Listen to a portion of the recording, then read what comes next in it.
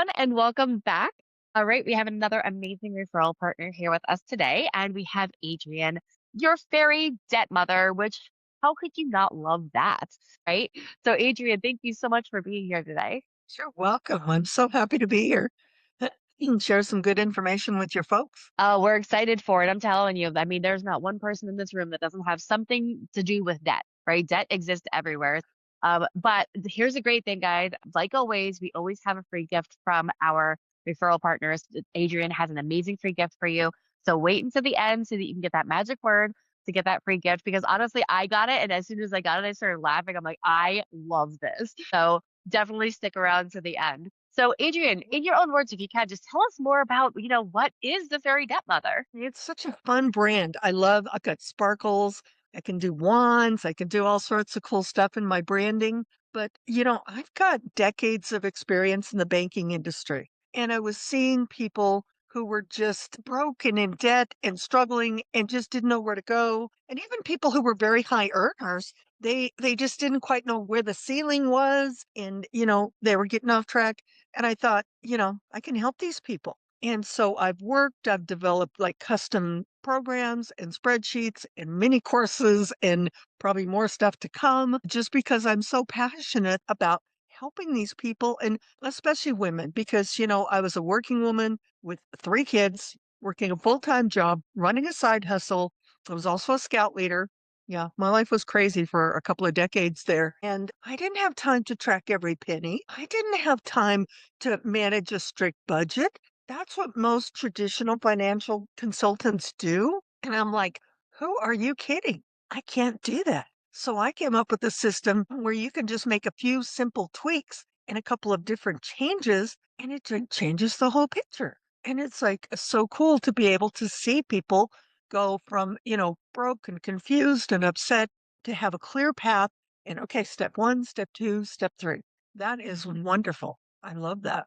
That sounds amazing. I can say that, I think that every single person that is going to be listening to this has had some type of incident when it came to debt, whether it be, they've overspent on something, they didn't know where that ceiling was. Maybe they got a new credit card, thought that it was like unlimited. And a lot of people are like kind of in that zone of like, I did something wrong and now how the hell do I fix it? So it sounds like you come swooping right in and help them kind of figure out exactly how to unwind all those things. I love it. Yeah, yeah. Beautiful. That's just Love it. So, okay, so I have to ask because, like, we grew up in a day and age, people that are like, the Xennials, like I am.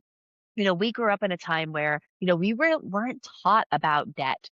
We weren't taught about how to use credit appropriately. We weren't taught how to do that shit. Unfortunately, we got the crash course of life here, where it was like, go figure it out by falling flat on your damn face, right? Like it yeah. wasn't. And it wasn't an easy fall. We've Yes. all had to. We've all had to. Yeah. So, if someone is in that zone and they're just like, "Oh my god, like debt feels like overwhelming or stresses me out or anything." What's some advice that you would have for someone that's in that situation? Well, first of all, I think you need to understand that the systems are rigged against you. The advertising is rigged against you. The credit card companies are rigged against you. So you have to have that awareness and that ability to see through the smoke and mirrors and go, here's what they're doing. And here's how I'm going to counteract that. So, yeah, the first thing is to just get some clarity on where you're at, what's driving the issues, and also look at what's going on with the credit card companies because, they don't necessarily have your best interests in mind. So, people see that minimum payment and they go, I can do that. Okay, they're not your Uncle Charlie. They're not setting a payment to make you happy. They're setting a payment because they've carefully calculated how that minimum payment is going to get the maximum amount of interest in you. So I think you just need that clarity to really understand the systems and understand your place in the systems. And yeah, a lot of our parents didn't have those skills, didn't have that knowledge. And people say, well, you should teach this in school. And I'm like, no, you can't. I taught my kids through 100 different lessons. And now that my kids are all adults, I am still teaching those lessons. When I go to buy a car, I take either one of my sons or my daughter in law with me to help show them how to negotiate a car deal. I take them with me when I'm opening a credit card. Did you look at the interest rate? Did you read the fine print? There's like so much stuff to teach kids that we have to be responsible for it because school couldn't possibly do it. No, you're absolutely correct. My kids had finance class, and I was so grateful that they had finance class because I was lucky enough to end up with a finance class when I was in school, which I was one of the few who got that class, and I was really grateful that I did because I'm like I would not have been able to function as an adult without that class. So seeing like my kids going through and having a finance class, I was super grateful. But I'm like, but there's so much still that there's just all those things to think about, like when my daughter was getting ready to buy a car, she was like, "So what do I do besides walk in and tell them I'm not paying sticker price? Like, what else do I do?" And I'm just like, "Well, I love the energy, but also you need to look at Yeah. what are they Do your offering you? research. Yep, do the research. What's the fine print? Do the research on the organization. Make sure that they're good. Make sure that they don't have any complaints against them at the Better Business Bureau because if they do, Find 5 other yeah, cars that are the same one you want at a lower price. exactly, and now you So have and so. comparative analysis, right? So, like, but there's, like, all of these things, and it's just, like, it's a never-ending stream of stuff.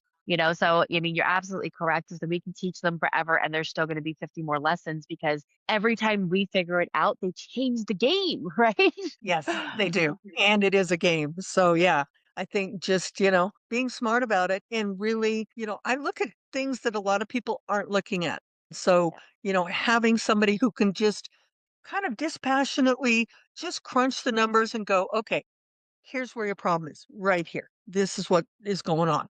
And if you just fix that, the rest of this stuff is going to kind of calm down." So I think beautiful. that's the beauty of what I'm able to do for people is, because I've done this for, I don't know, maybe 300 people. So I'm able to pinpoint within like 5 minutes, oh, here's your problem. Oh, well, maybe you got a little problem over here too, but here's your main problem. So I think that's where the help comes in. That's beautiful, and the majority of the people that are gonna be listening right now are business owners. Most of them are like solopreneurs, they're coaches, they're consultants. They're in that kind of a space, and a lot of them are still relying on personal credit to be able to actually, get moving forward in their business. So what kind of advice would you have for those people?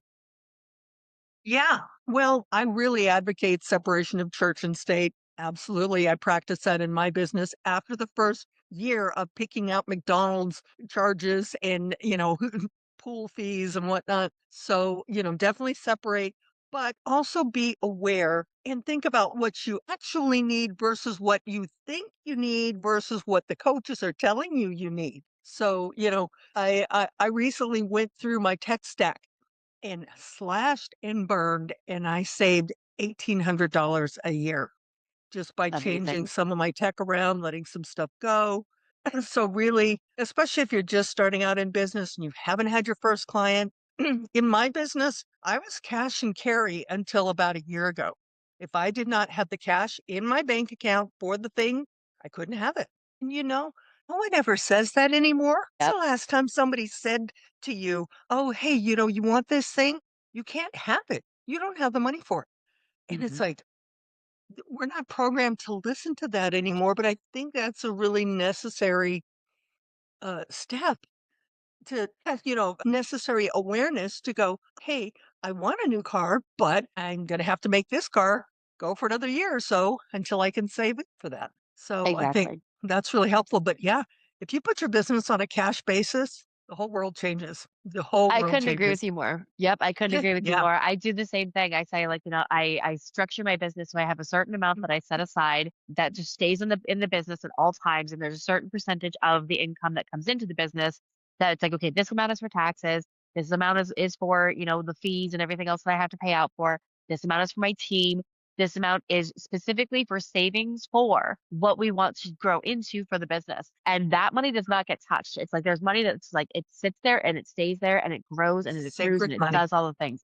Yeah. When we look at it in that way, and then this way, what we do is like if we're going to use credit, we use credit and we pay it immediately. This way, we're not getting any interest, but we're boosting the credit of the business. Because Yeah. I agree with you, there has to be that separation of church and state. Because without it, all the business debt becomes your debt. Do you want to be sitting there talking to an IRS investigations agent and having to explain, why you put a skateboard on your business account or something? Be absurd. It You does know? not sound like a good time. Absolutely not. I Yeah, can tell you that's I not something know. that I want to be doing. So yeah, that's a smart move. But yeah, I think, new business owners get rooked into a lot of things. You need this $5,000 coaching package. You need this website. You need, not really, Yep. not really. There's some Uh, things you do need, but they're not necessarily the high ticket items. Honestly, I mean, I like to tell the clients all the time that we work with in Brain Grenade Agency, we're only going to give you exactly what you need. We don't want you to come in here being like, "Oh, I need everything." Like, no, you probably don't need everything. Somebody's probably Yeah, told you you need everything, but you don't probably need everything. We're gonna give you the stuff that you actually need, but we're gonna give it to you where it's like this one fell swoop, it's done. Here's everything. It's taken care of. Now you can run with this for the next 3 to 5 years with making minor tweaks and modifications, but everything is designed for them to grow into. So it's affordable now and it'll be that's affordable then perfect. because that's what it's Yeah. supposed to be. Right. So I understand what you're saying completely. It shouldn't be like, I need a $10,000 social media package. No one in the history of forever has ever needed a $10,000 coaching package. Like, no one ever for a social media package, ever, ever. Like, no one's ever needed that. But when people come to me and say, well, I'm spending like 10,000 on my social media, I'm like, for what? Are they Yeah. like, what are they doing for that? Like, my God, do you Yeah. have a TV show for that? Like, what? Like, you better be getting everything. But, when people don't know what it is that they should be doing, they just kind of go with whatever's being told to them. I That's totally right. understand. So Yeah. you have an amazing free gift. Can you please tell us more about that free gift? Yes. Ooh, my free gift. Okay, this is so cool. Okay. Here is the biggest bomb that I see in, I would say, 90% of my clients, and it is fast food spending. Okay. I have seen so many clients where their fast food spending, including Starbucks and DoorDash and blah, blah, blah, blah, blah, is the second expense after their mortgage. Okay. That is so jacked up. And this is another way that things are rigged against us because, these sports things and you're trying to run around, you got to feed the kids. So my freebie is called The Lazy Girl's Guide to Make DoorDash Cry, and it's going to give you simple, easy, doable things because I was a working mom. I didn't get home till like 6 o'clock. I had three kids to feed.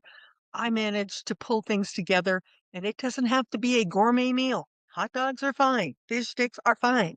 But, to come to kind of wean yourself off that dependence on fast food so that then you can put that money towards debt. So if they just want to put debt mother in the comments, I will be delighted to send that to them. And it's just got some really good information that is going to help you get that one item under control so that then you can take that money and put it where it needs to go. Because I'm Oh, I tired of love putting it. money in Taco Bell's pocket. Agreed. I mean, I know some people that would be literally paying the light bills for some of these fast food places because of that. And Oh, yeah. honestly, I have to admit, when I get too busy, I will absolutely have Instacart take care of my groceries for me. When I did my line items to Mhm. figure out how much I was actually spending, because not only do they It's charge you crazy. delivery fee, but then there's the upcharges of every single thing that you get in the grocery store. So my food shopping bill went from like 200 to 400 really quick.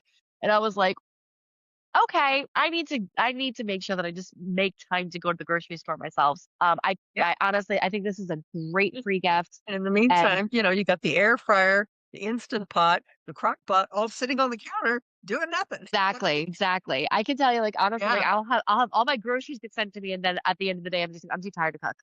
Yeah. So I understand it, Exactly. but I mean, Yeah. there's so much that you can learn from even just like what you're spending. So I love this. So everybody, remember, if you want this free gift, which honestly I think is like the I love the name. It's super catchy, and it is a great free gift. Drop the word debt mother in the comments below, and then Adrian and her team will reach out to you to be able to get you that free gift, because I'm telling you, you guys are going to definitely want this one. Adrian, thank you so much for being here today. I greatly appreciate your time and we appreciate all the insights. Yeah. Absolutely. Wonderful. Thank you Thank so you. much. All Absolutely. right. Thank you. All right, Yeah. everybody. We'll see you Bye-bye. next time. Bye for now. Okay. Thanks.